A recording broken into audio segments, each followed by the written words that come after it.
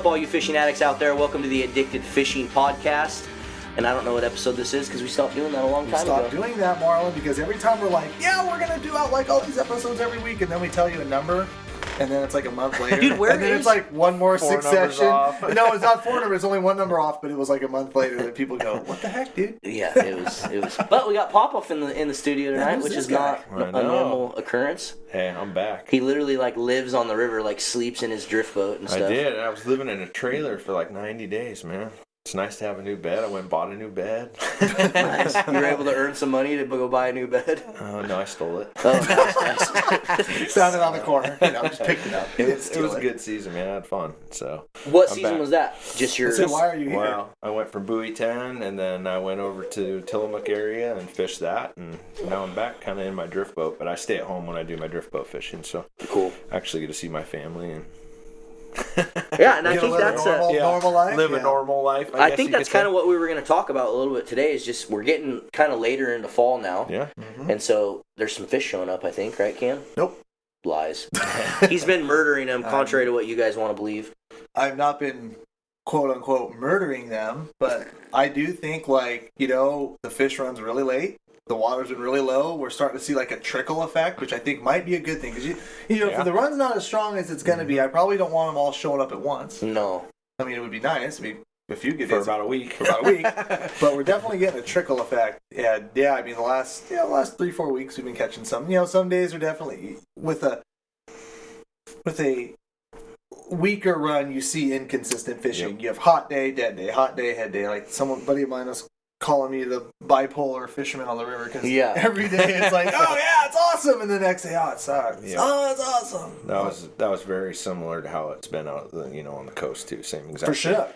Yeah. Yeah. Well, you're fishing for Chinook or Coho? All Chinook. I mean, we're catching Coho too, but it's all wild out there. No hatchery return. So, but it's been the same thing. Inconsistent. Some really good days, and then all of a sudden you think you got them figured out. You go back, and it's just like. Crickets. Yeah. Well, you should have been here yesterday. Yeah, the famous guideline. You should have been here yesterday. I know you've been begging for rain. Yeah. I mean, we got a little shot of rain, and that's kind of why. I mean, I'm in a weird spot now. I'm not really fishing a bunch because I got the drift boat out because we had that shot of rain where the river came up, and then all of a sudden it's I looked at the forecast and it was 15 days of just pure sun. I'm like, oh god. So I kind of been pushing people out, and looks like we got some rain coming in the forecast. So.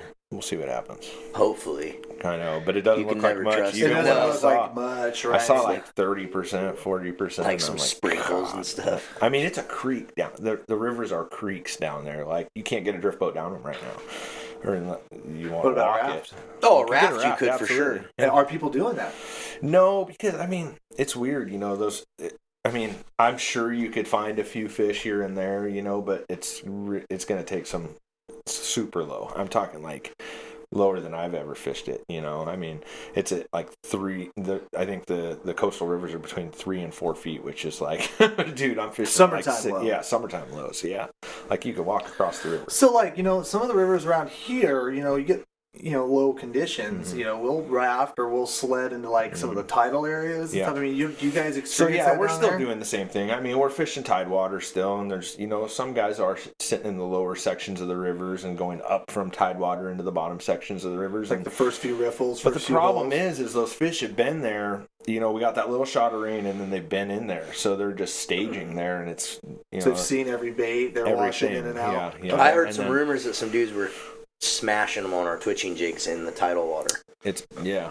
That was one of the things I did this year. It's pretty amazing, dude. For Chinook. Both. Yeah, I mean, we'd get both, but there's, where I'm at in the coast, there's a lot of coho, man, and it was when it's slow fishing, we'd go out and fish, because there's a mix of hatchery and wild on this river, and dude, it was nothing I've ever experienced. I mean, and you wouldn't have experienced it had the water not been kind of keeping them there. Yeah, and it's kind of, it would stage them and pull them up, and they would be in a certain section or a certain flat of the river, and you could just literally, I'd go kill the motor and just drift for a mile, and just, I mean, it was insane. So that sounds fun. We'll be getting some cool video of that at some point, because I've never done it before up there. It was just one of those things. We had a weird season where the water came up, and all the fish, the Chinook that were staged up, moved up. which brought more of the coho in, and then the water just fell out from underneath them. So all this coho Yeah, we got just more sat in the rain tidewater. in September. Oh, absolutely. Way more rain in Yeah, we September, did. and then nothing in October. Well, that's what I was talking with Big Dave the other day, and we were like, if you would have asked me in September if we'd still be fishing for Chinook like by Thanksgiving, I would have said never, But now it's like it doesn't even look like it's going to start until Thanksgiving, in the river. So we'll see what happens. I know they're still getting them in the bays, and there's still fish trickling in. Even up some of the Columbia trips, we've been popping some that are still like long-tailed sea lice, as gorgeous and bright as you would catch at buoy 10 on the first push. Like, well, it's they're crazy. Still coming. Even some, this just goes along with low water and stuff, but on the last few days I fished the river because we did have that one rise in my drift boat. We were catching fish that were like bronze, like fish I was going to, like that I would let go any day, and I still released a lot of these fish, but man, they were just long tail sea lice. Like you could just tell red belly, been up and down the tide and, belly in the sand for months probably, sitting in tide water. And just caked with sea lice, like all along the back, their fins, their, the anal fin, more than you typically see. And, up in the river. Bronze and already. Bronze. Like, that's crazy. Like bronze. Yeah, maybe they're like lower river spawners that change a little bit even out the salt. Yeah, and I think that's it. Get some of that effect. Yeah, and in our lower tide water, those fish will come in there and they'll stage for, weeks at a time. Some of those fish will come in and, the end of August, and they'll sit in there until it's time to, they get the first rain. So those fish can be in there for a month or two. And I don't know how long the sea lice live on those fish, that are in brackish type water, but these fish have long tail sea lice on them. It's pretty cool to see. So, if you think about sea lice, Chinooks, especially like even where I'm at, you just don't. There's no S on Chinook. Chinooks.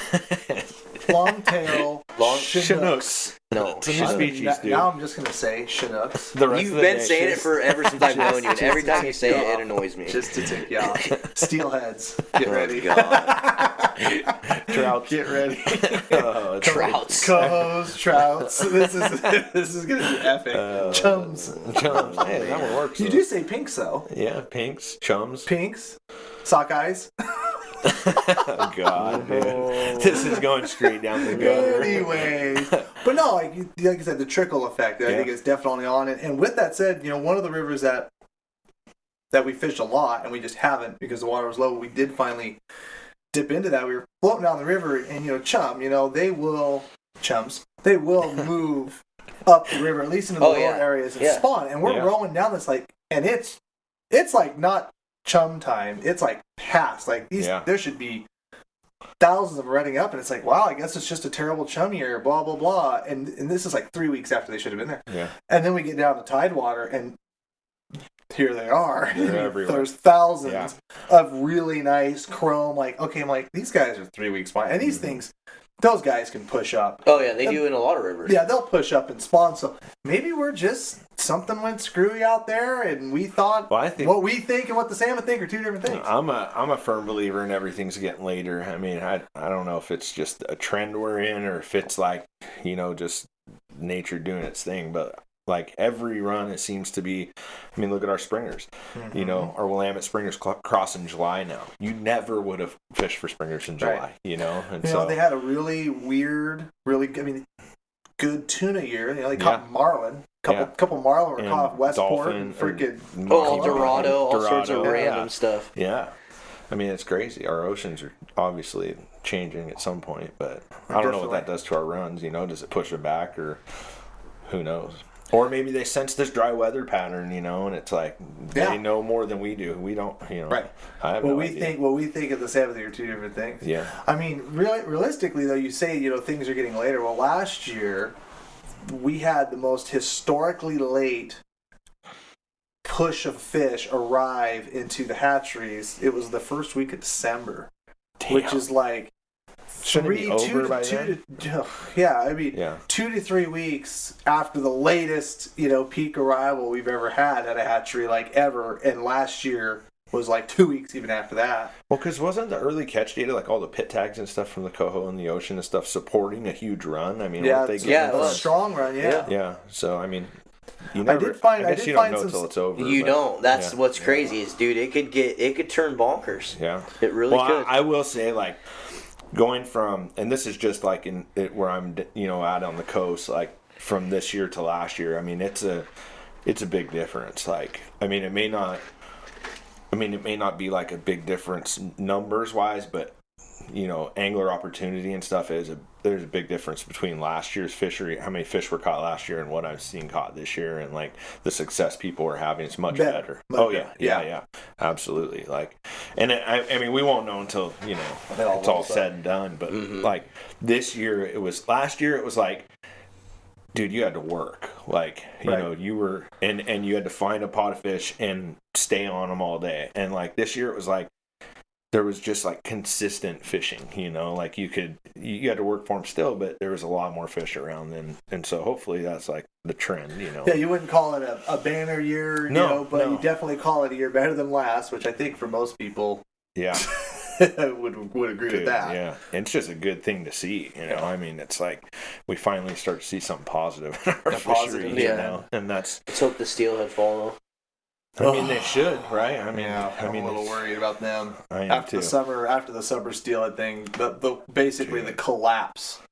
The collapse our of the Columbia. Summer, well, not just there. The coastal steelhead was like disgusting. Yeah. Like but maybe we're trending like you said, maybe we're trending in the positive direction, and things will get a little better, and we'll be catching beautiful coho and Chinook till Christmas. What are you seeing like jack-wise? Are you seeing quite a bit, or?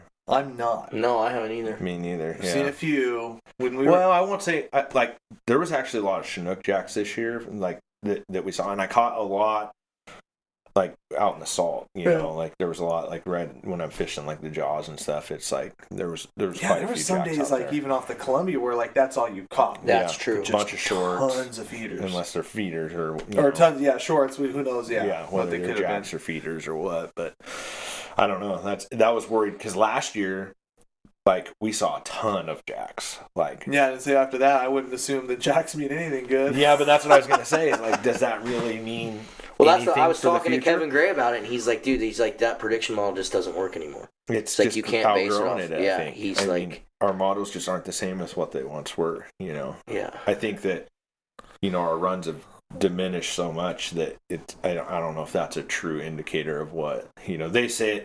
From what I've heard, the jack run on like silvers particularly is like that's a dead indication because they're all 3-year fish, so that's like that. I mean, that's like the perfect model, but usually, it didn't work for it this year, And what's crazy is like looking at like some of like the stuff for like the Oregon coastal numbers, and you look at like their prediction model or their forecast to like what the actual models are, and they're really good at predicting when they're going to see those spikes in the adult numbers, and I think a lot of it comes from that jack number. It'll be interesting to see where like you said, it takes one good rain and there could be a ball of fish out there. I mean, the Coho wire tags are getting caught in really good numbers, some record-setting numbers out there for some of the tributaries. So like they're.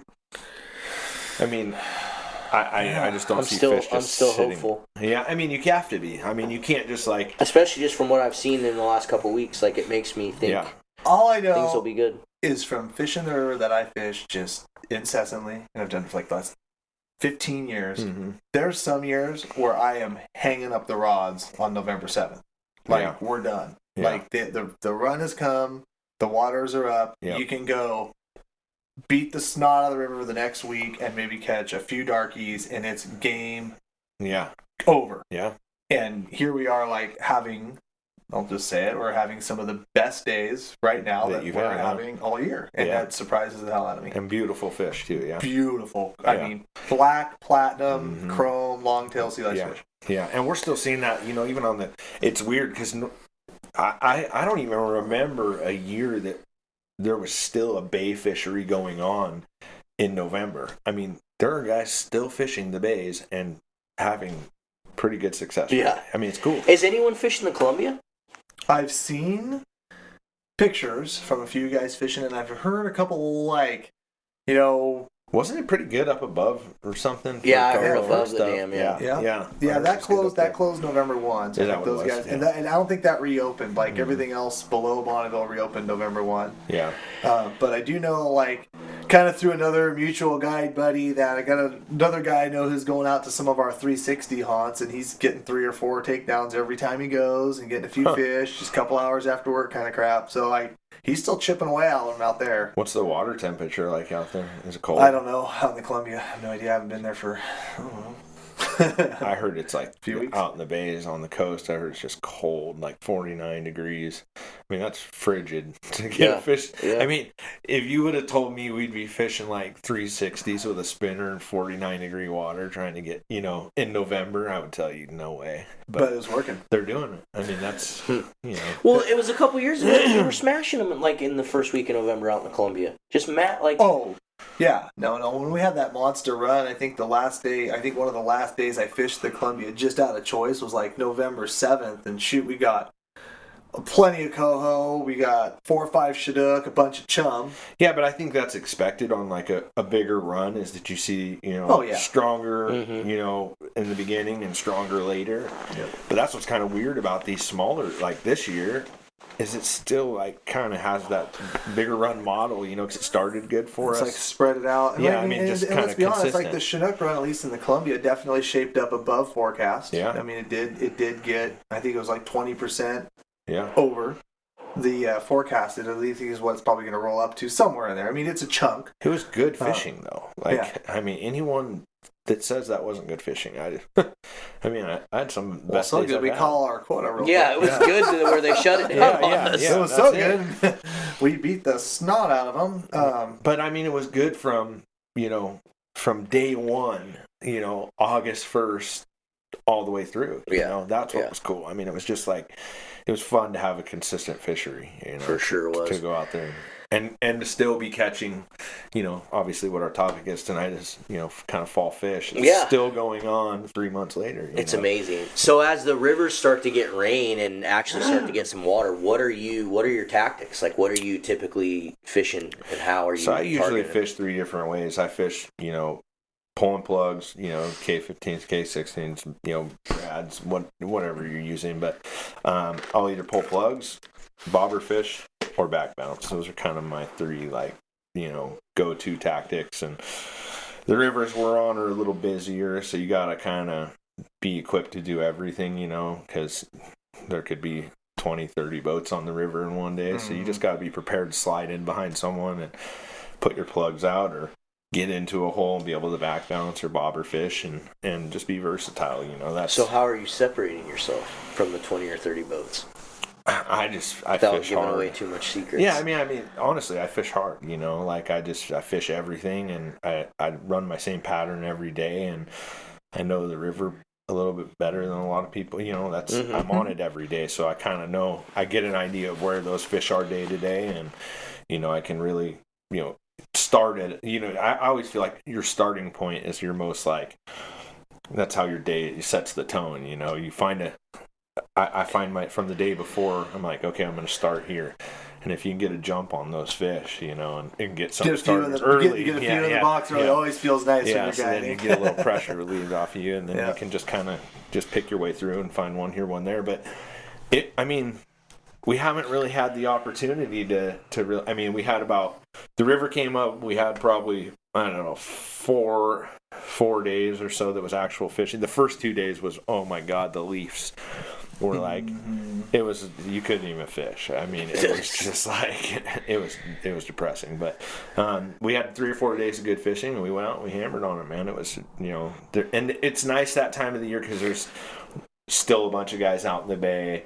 And, everybody's kind of spread around, so there wasn't a bunch of pressure. But I think after this next rain is when everybody goes, all right, it's go time. All the guides put away the big boats and pull out the drift boats.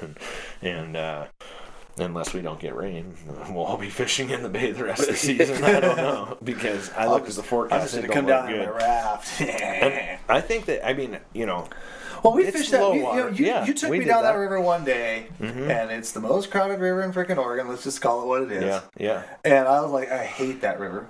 I like it now. Yeah. Just caught a big steelhead on it one time. Yeah, that's right. One You day. did.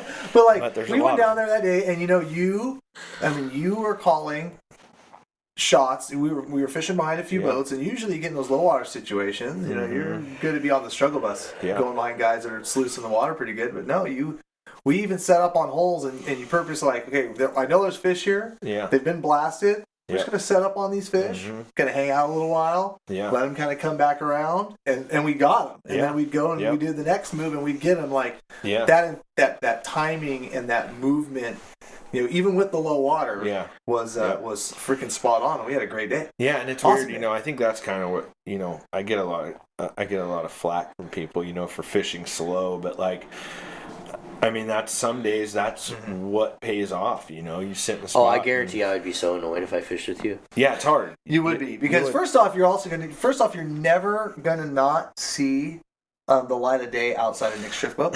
So you're going to launch in the dark, and you're going to row out in the dark. Because every single time, but I haven't been with you on a real good just banger days. Let's be honest. Like, when I go with you, it's because it's, there's nothing else to do. You don't want to take clients. Let's go fishing. All right, let's go have a good time. And we have a great time. And we catch fish still. But, like, so to be fair. And there are days that you're just going to, dude, when the water conditions are right, you're going to put it in.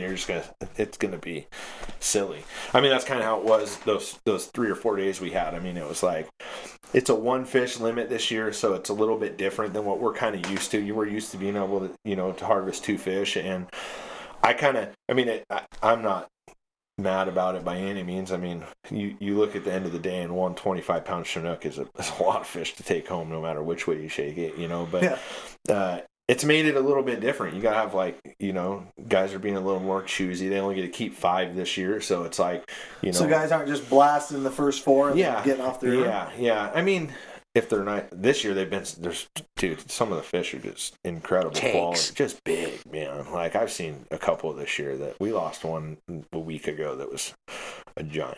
Like, just like, you just look and you don't see the ton of those fish, but they're all high quality fish. No one's releasing a 20-pound just beautiful fish. I mean, it's just, so they no one's releasing it to catch a 30. Yeah, no, not very often. I try to talk them out of that, but there are guys that they fish just like we do. They book trips and they come out because they want to go hang out and have a good day and not have all the pressure on them in their boat.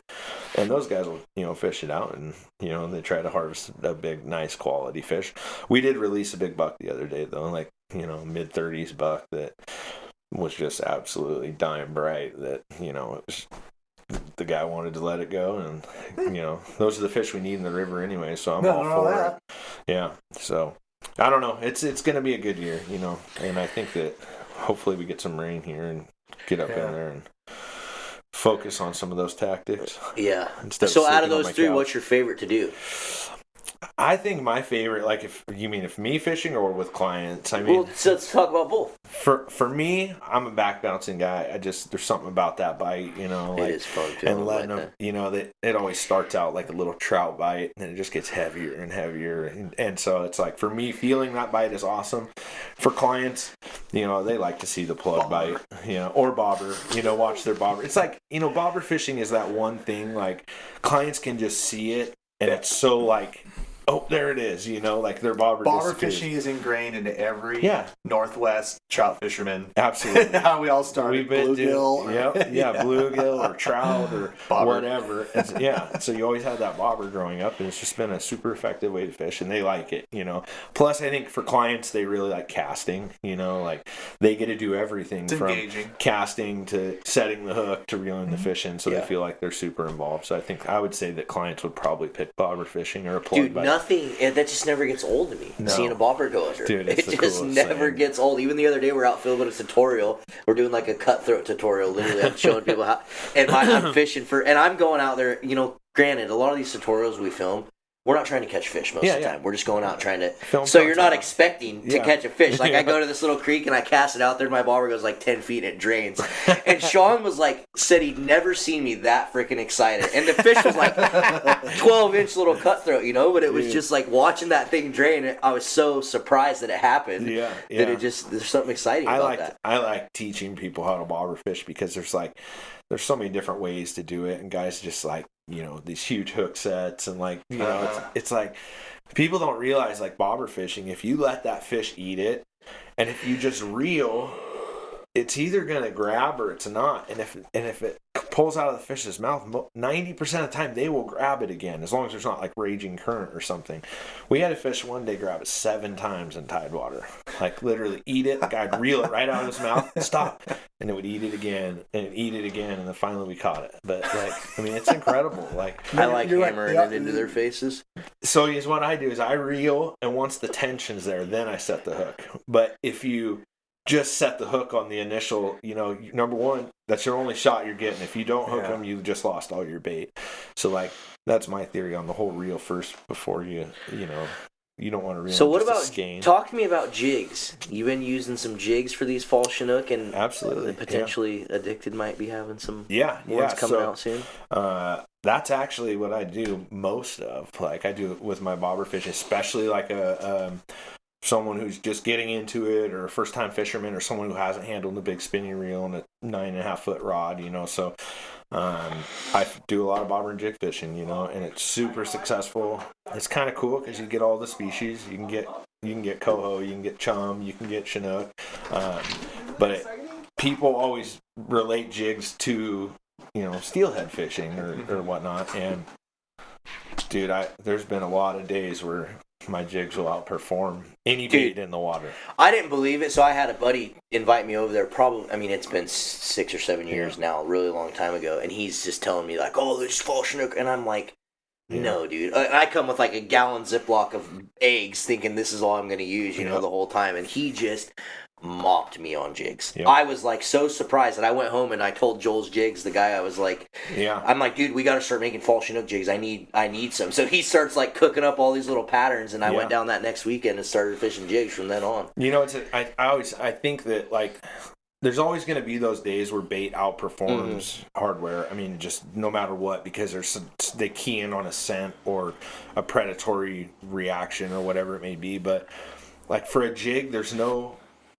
It's just like movement, and so there's no like real smell, or they're not eating it it's just a reactionary bite, and so I feel like on like stagnant fish or fish that are tougher to catch, you're going to be more predominant catching with a jig because there's not all these different scents involved. And like this, like a bait bite is like something that I feel like if they're biting bait, everybody better put bait on, because it's like, it's good. But if you're having to work a hole over and over and you're not getting bit on bait, then try something else. I mean, those jigs there's a lot of days it's incredible. Do you catch darker fish on jigs too, or just bright fish? A lot of bright fish. I mean, you will catch darker ones too, but that's one thing I have noticed is you kind of key in on the bright ones. Yeah. That's kind of where I'm at. I don't fish any jigs or salmon. Well, there's none. I started a long time ago, and a guy showed me, and actually I did it in I took him out in tidewater, and believe it or not, like it worked just as good right next to bait. I mean, there was like, I even went with Grant Sheely one time and did it, and he didn't believe me. I was so surprised, dude. When I went and did it, I was just so surprised. It's incredible. Like you would never think like that they would eat it. I look at it in the water. I go, that's over a bait and eggs. I look at the bait and eggs and sand shrimp. And I look at this jig. I'm like, don't get it twisted. There's a lot of times you're putting sand shrimp on that jig. Yeah, but I fish them bare a lot. Like I bet you 90% of the time I'm fishing them bare. Like because a lot of times I can't get bait or whatever it is, and there's plenty of times that out fishes my best eggs. Dude, I used to use my favorite pattern over there, and I'm sure you have favorite ones that you're using, but dude, it was a white head and like a bright red marabou with like an bright orange tail. Yeah. It crushed. So I've noticed over time that red is something that typically gets brighter fish. I don't know why or what it is, but like especially on like low clear days when there's fish sitting in this hole, there's dark ones rolling all over, but like that color is just bright fish after bright fish. And actually about the shrimp thing, that day I went with Grant Sheely. He's telling me, I put a shrimp on it, because I'm in tidewater. I'm like, oh, I'll just put a shrimp on it. And then I got bit, and he told me, no, it was because you had a shrimp on it. And I'm like, no, dude, it will work without a shrimp.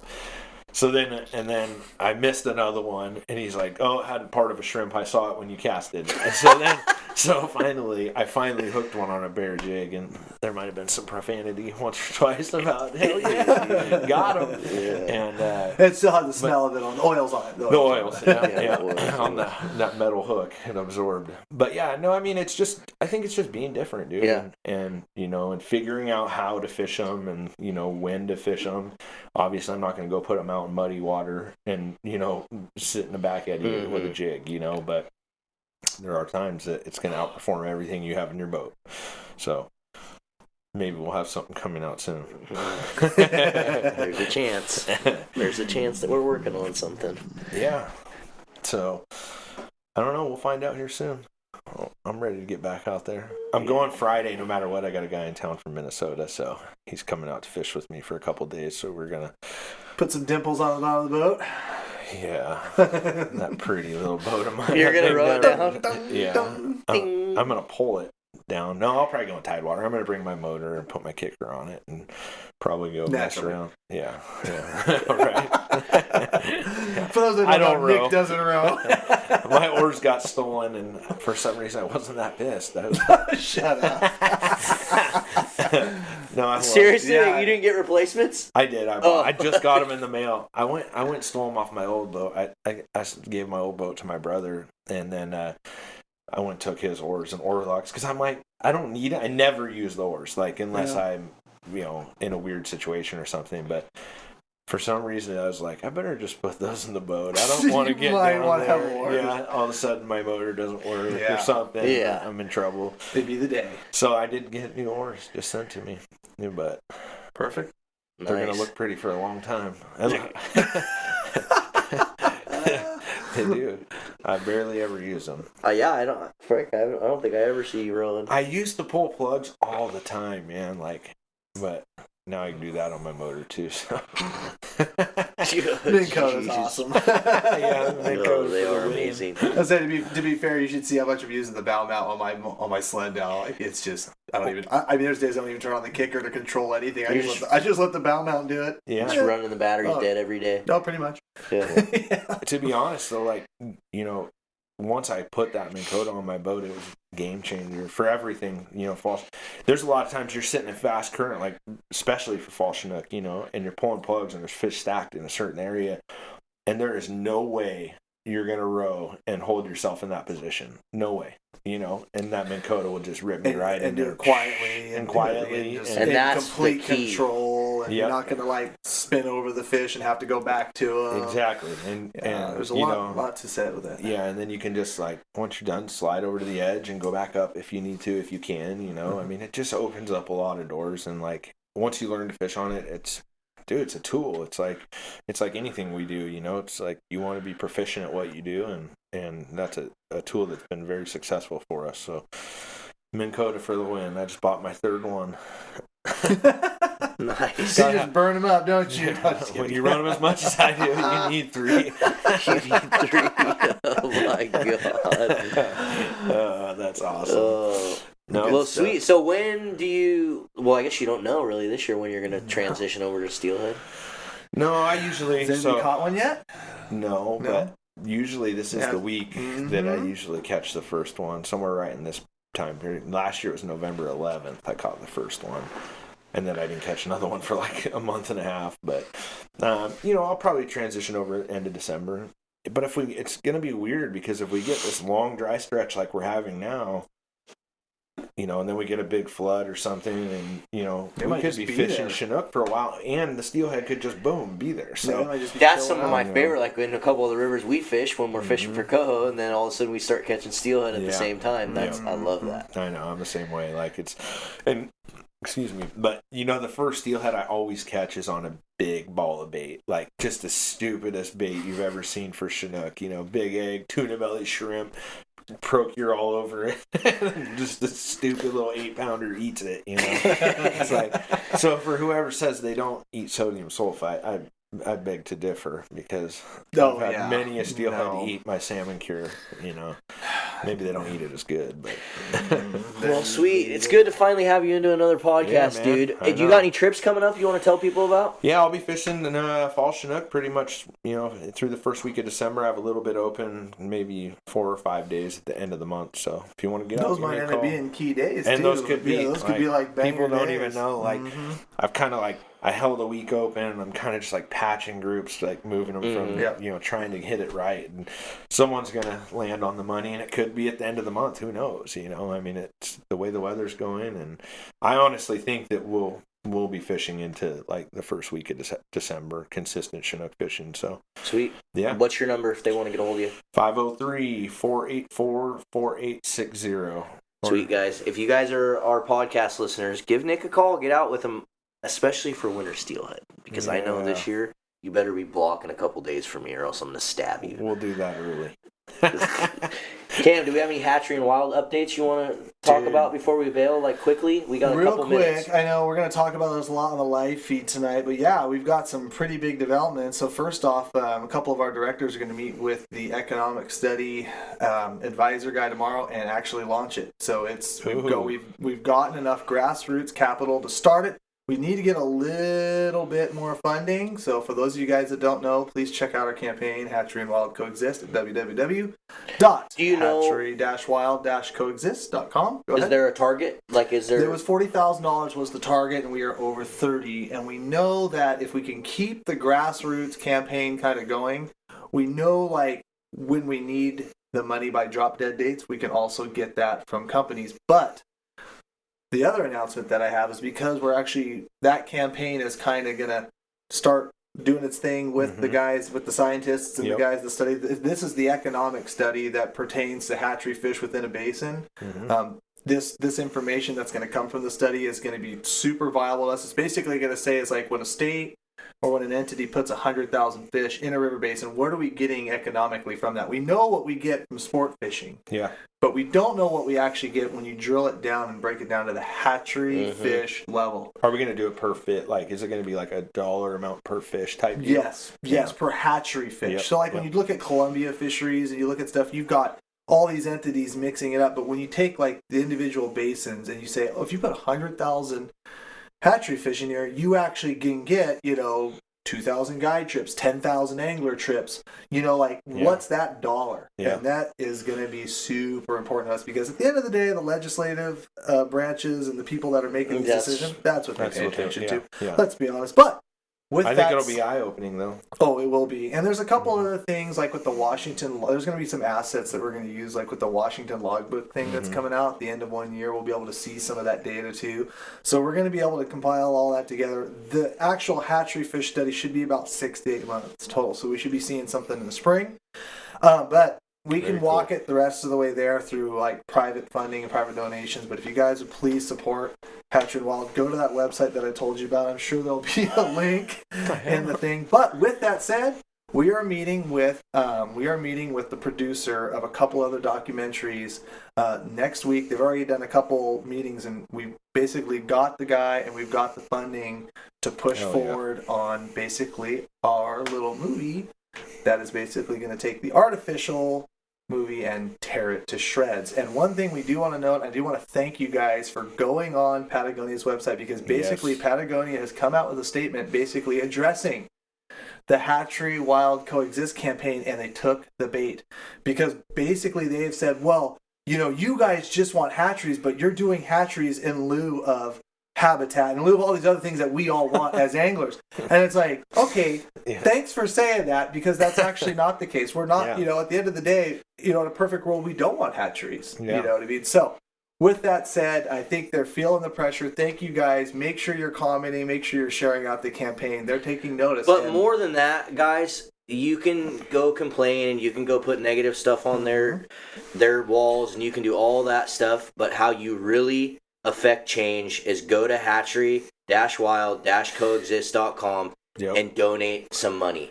They need funding to be able to do these things, to be able to make these things happen. We have to have funds to make it happen. This was one of their statements from their main NFS guy. It says, let's make an exit strategy for every hatchery and work together towards abundant wild fish. And we understand that, but the problem is what this guy missed is the fact that if we were to get rid of all the hatchery fish, we would be killing our southern resident killer whale population. 100%. 100%. No Dead. question. Gone. Yep. And there'll be lots of other wild runs that would succumb to the extra additional predation and the habitat loss that we already have. You can't put the cart in front of the horse. That's unfortunately, I'm still going to say it. These people are taking the easy way out. Yeah. They're looking at the problems. I mean, let's be honest. It's a death by 1,000 cuts for all wild runs of salmon. Yep. But we have to strategically not be closed-minded about hatchery fish and not live in this feel-good world and live in reality and act in reality. Yep. So with that said, like I said, they're taking notice. We appreciate, like Marlon said, go to the website, donate, tell your friends, get the stickers, get the sweatshirts, support it, keep doing what you're doing. This campaign has taken hold. We have over 100 companies and entities signed on. And it's mind-blowing, guys. I mean, it's awesome to see this. It's so support. grassroots. It's amazing, and we're getting asked every day for people ask, how can they help more? And we just say, keep spreading the word. Spread the word. Coming. Donate the word. $1, $5. It doesn't matter. Yep. Every penny helps. Absolutely. Well, cool, guys. Thank you so much for listening. We appreciate it. Popov, thanks for coming in. We got a live feed to go record right now, so we're going to go do that. Oh, yeah. And do not forget, leave us a review if you're on iTunes. I've been seeing a few of you guys leaving us reviews on there. That really does help the podcast kind of get out there to people, so make sure you leave us reviews, drop comments, thumbs up, all those good things, and we'll see you guys on the river. See you in the water, guys.